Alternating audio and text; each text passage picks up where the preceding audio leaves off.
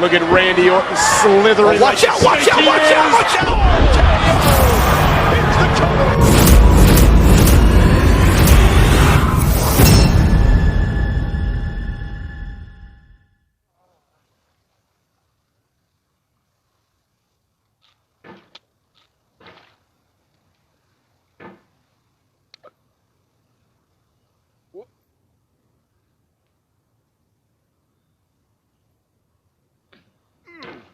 There's no feeling more intense than starting over.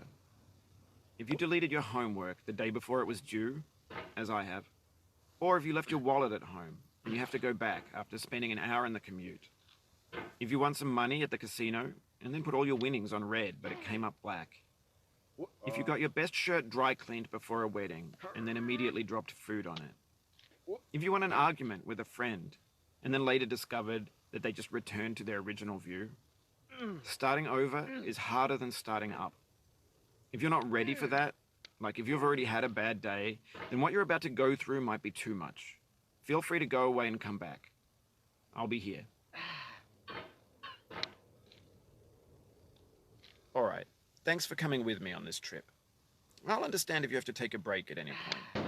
Just find a safe place to stop and quit the game. And don't worry, I'll save your progress, always, even your mistakes. This game is a homage to a free game that came out in 2002, titled Sexy Hiking. The author of that game was R.K.O, a mysterious Czech designer who was known at the time as the father of B games. And B games are rough assemblages of found objects. Designers slap them together very quickly and freely, and they're often too rough and unfriendly to gain much of a following. They're built more for the joy of building them than as polished products. In a certain way, Sexy Hiking is the perfect embodiment of a B game. It's built almost entirely out of found and recycled parts, and it's one of the most unusual and unfriendly games of its time. In it, your task is simply to drag yourself up a mountain with a hammer. And that act of climbing, in the digital world or in real life, has certain essential properties that give the game its flavor. No amount of forward progress is guaranteed. Some cliffs are too sheer or too slippery, and the player is constantly, unremittingly in danger of falling and losing everything. Anyway, when you start Sexy Hiking, you're standing next to this dead tree that blocks the way to the entire rest of the game. It might take you an hour to get over that tree, and a lot of people never got past it. You prod and you poke at it, exploring the limits of your reach and your strength, trying to find a way up and over. And there's a sense of truth in that lack of compromise. Most obstacles in video game worlds are fake. You can be completely confident in your ability to get through them once you have the correct method or the correct equipment or just by spending enough time. In that sense, every pixelated obstacle in Sexy Hiking is real. The obstacles in Sexy Hiking are unyielding, and that makes the game uniquely frustrating. But I'm not sure R.K.O intended to make a frustrating game. The frustration is just essential to the act of climbing, and it's authentic to the process of building a game about climbing. A funny thing happened to me as I was building this mountain. I'd have an idea for a new obstacle, and I'd build it, test it, and it would usually turn out to be unreasonably hard. But I couldn't bring myself to make it easier. It already felt like my inability to get past the new obstacle was my fault, as a player rather than as a builder. Imaginary mountains build themselves from our efforts to climb them, and it's our repeated attempts to reach the summit that turns those mountains into something real. When you're building a video game world, you're building with ideas, and that can be like working with quickset cement. You mold your ideas into a certain shape that can be played with, and in the process of playing with them, they begin to harden and set until they're immutable, like rock. And at that point, you can't change the world. Not without breaking it into pieces and starting fresh with new ideas. For years now, people have been predicting that games would soon be made out of prefabricated objects, bought in a store and assembled into a world. And for the most part, that hasn't happened, because the objects in the stores are trash. I don't mean they look bad or that they're badly made, although a lot of them are. I mean they're trash in the way that food becomes trash as soon as you put it in the sink. Things are made to be consumed and used in a certain context, and once the moment is gone, they transform into garbage. In the context of technology, those moments pass by in seconds. Over time, we've poured more and more refuse into this vast digital landfill that we call the internet. It now vastly outnumbers and outweighs the things that are fresh and untainted and unused. When everything around us is cultural trash, trash becomes the new medium, the lingua franca of the digital age. And you can build culture out of trash, but only trash culture. Be games, be movies, be music, be philosophy. Maybe this is what digital culture is. A monstrous mountain of trash, the ash heap of creativity's fountain. A landfill with everything we ever thought of in it. Grand, infinite, and unsorted. There's 3D models of breakfast, Gen X's fanfic novels, scan magazines, green screen Shia LaBeouf, banned snuff scenes on LiveLeak. Facebook's got lifelike bots with unbranded adverts and candid shots of Kanye and Taylor Swift mashups, car crash epic failed GIFs, Russian dashcam vids, discussions of McRibs, discarded, forgotten, unrecycled, muddled, rotten, untitled. Everything's fresh for about 6 seconds, until some newer thing beckons, and we hit refresh. And there's years of persevering, disappearing into the pile, out of style, out of sight. In this context, it's tempting to make friendly content that's gentle, that lets you churn through it but not earn it. Why make something demanding if it just gets piled up in the landfill, filed in with the bland things? When games were new, they wanted a lot from you. Daunting you, taunting you, resetting and delaying you. Players played stoically. Now everyone's turned off by that. They want to burn through it quickly. A quick fix for the fickle. Some tricks for the clicks of the feckless. But that's not you. You're an acrobat. You could swallow a baseball bat. Now I know, most likely you're watching this on YouTube or Twitch, while some dude with 10 million views does it for you. Like a baby bird being fed chewed up food. That's culture too. But on the off chance that you're playing this, what I'm saying is, trash is disposable, but maybe it doesn't have to be approachable. What's the feeling like? Are you stressed? I guess you don't hate it if you got this far. Feeling frustrated? It's underrated. An orange is sweet, juicy fruit locked inside a bitter peel. That's not how I feel about a challenge. I only want the bitterness. It's coffee. It's grapefruit. It's licorice. It feels like we're closer now. Composer and climber, designer and user. You could have refused, but you didn't. There was something in you that was hidden, that chose to continue. It means a lot to me that you've come this far, endured this much. Every wisecrack, every insensitivity, every setback you've forgiven me is a kingly gift that you've given me. We have the same taste, you and I. It's not ambition. It's ambition's opposite. An obdurate mission to taste defeat. You'll feel bad if you win, so I put this snake in for you.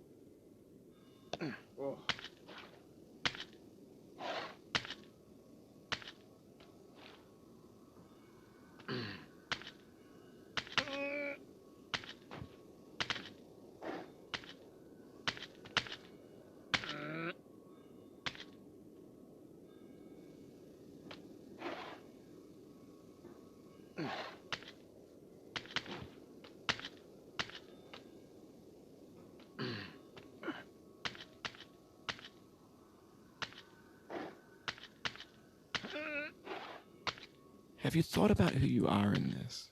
Are you the man in the pot, Diogenes? Are you his hand? Are you the top of his hammer? I think not. Where your hand moves, the hammer may not follow, nor the man, nor the man's hand. In this you're his will, his intent, the embodied resolve in his uphill ascent.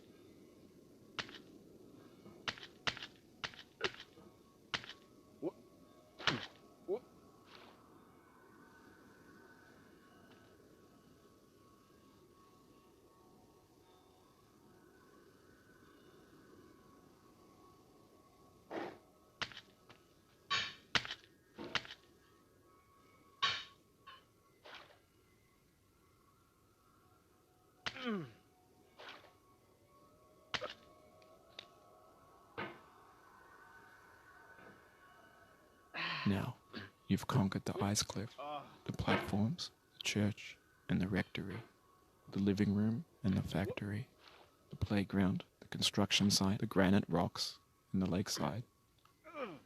You've learned to hike.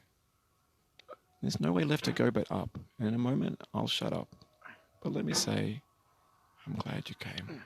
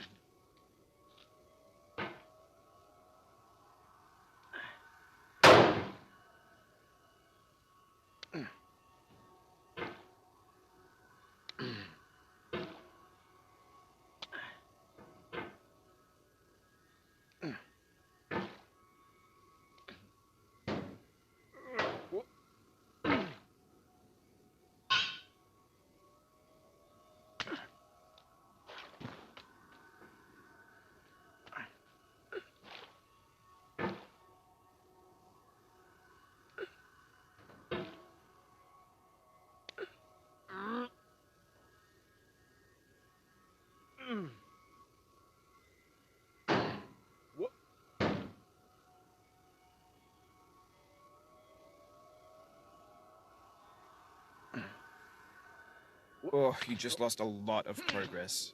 That's a deep frustration, a real punch in the gut.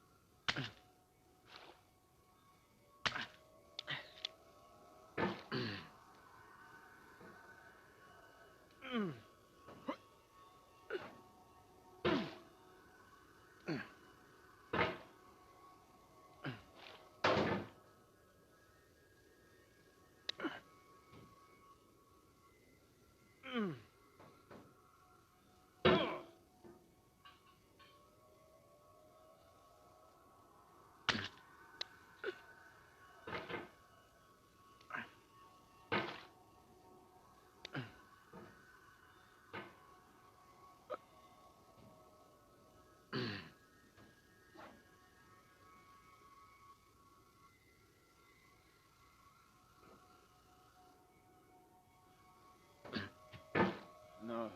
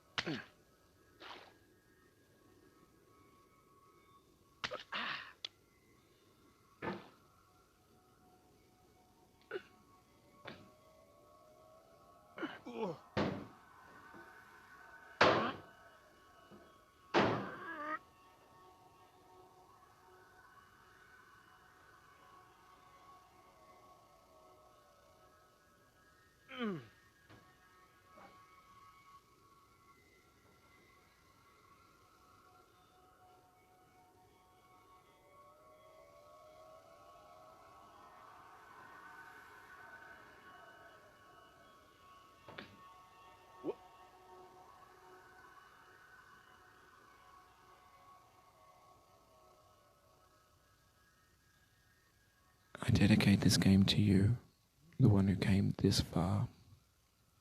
I give it to you with all my love.